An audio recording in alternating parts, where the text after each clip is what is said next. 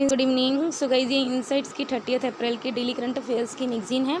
तो I think 5-6 दिन से लाइक इस वीक में एक भी नहीं आई video and the reason you know very well.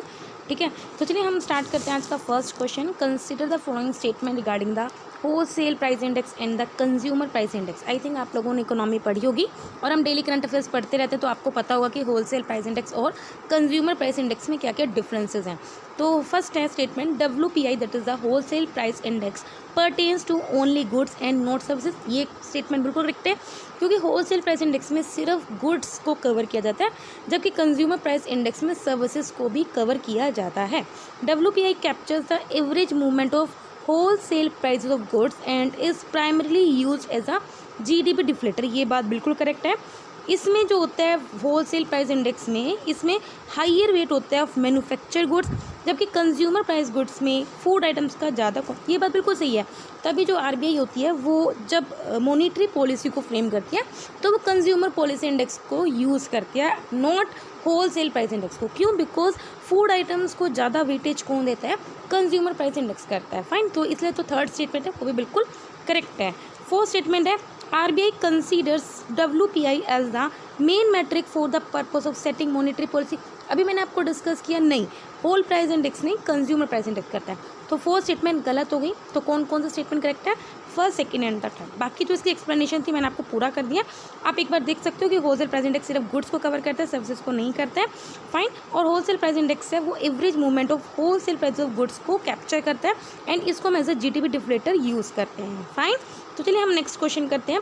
Mobile wallets जैसे गूगल पे, फ़ोन पे या जो पेटीएम है, उसको रेगुलेट कौन करता है? Fine, you should know because it can be a very important question. Department of telecommunication, ministry of finance, RBI या फिर इंडिया बैंक्स एसोसिएशन। जो इसका जो करेक्ट आंसर है वो है reserve bank of India. So reserve bank of India क्या करती है? मोबाइल वॉलेट्स को रेगुलेट करती है। नेक्स्ट क्वेश्चन है consider the following statement, India the largest producer and exporter of rice in the world. I think सबको पता होगा कि चाइना लार्जेस्ट प्रोड्यूसर है किसका? राइस का। हाँ, इंडिया एक्सपोर्टर जरूर है लेकिन प्रोड्यूसर नहीं है। तो ये जो स्टेटमेंट है वो पार्शली करेक्ट है, लेकिन एज अ होल ये स्टेटमेंट क्या होगी? इनकरेक्ट होगी। Basmati rice constitutes the largest share of rice exports. नहीं, देखो, नॉन बासमती हम ज़्यादा एक्सपोर्ट करते हैं एज़ कम्पेयर टू बासमती। जो इसमें जो स्टेटमेंट वो करेक्ट है, तो भाई दोनों के दोनों स्टेटमेंट क्या है? इनकरेक्ट है। फाइन, तो जो इसका जो करेक्ट ऑप्शन है neither 1 nor 2। You can see कि चाइना लार्जेस्ट राइस प्रोड्यूसर है, लेकिन इंडिया क्या है? इंडिया लार्जेस्ट एक्सपोर्टर है। बाकी आप देख सकते हो इंडिया का जो राइस एक्सपोर्ट है, बासमती 3.38 एज अ वॉल्यूम क्या करते हैं हम? एक्सपोर्ट करते हैं, जबकि नॉन बासमती की वॉल्यूम 8.21 है। फाइन, नेक्स्ट क्वेश्चन है consider the following statement regarding the model code of conduct. आपको पता है जब भी कहीं इलेक्शंस होते हैं तो जैसे ही नोटिफिकेशन आता है तब से जो मॉडल कोड ऑफ कंडक्ट है वो वहाँ पे इंप्लीमेंट हो जाता है। Fine, this code is based on the consensus among political parties. ये बिल्कुल बात करेक्ट है।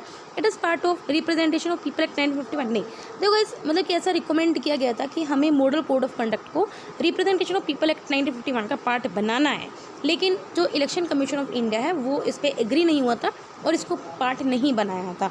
तो कौन सा स्टेटमेंट है जो इनकरेक्ट है? तो भाई इनकरेक्ट स्टेटमेंट कौन सी है? सेकंड है। सो करेक्ट ऑप्शन क्या है? B, that is the second only.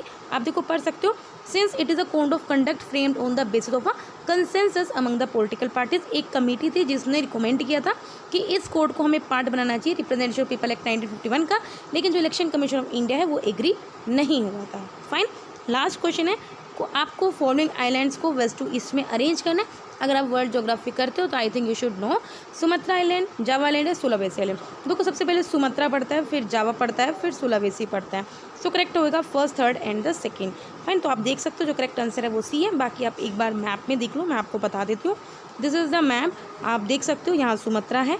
Fine, ये जावा आ गया है और फिर यहाँ पे सुलावेसी है। फाइन, तो गाइस यहाँ पे हमारे जो डेली करंट अफेयर्स क्विज हैं इनसाइट्स का वो कंप्लीट हो गया। अगर आपको वीडियो अच्छी लगे तो लाइक करना, कोई डाउट हो कमेंट करना। बाकी कोशिश करूँगी जो हमारा छूट चुका है उसको मैं एक कंपाइल्ड वीडियो में लेके आ जाऊँ, सो दैट आपका भी लॉस ना हो। बाकी चलो तब तक के लिए बाय बाय, टाटा।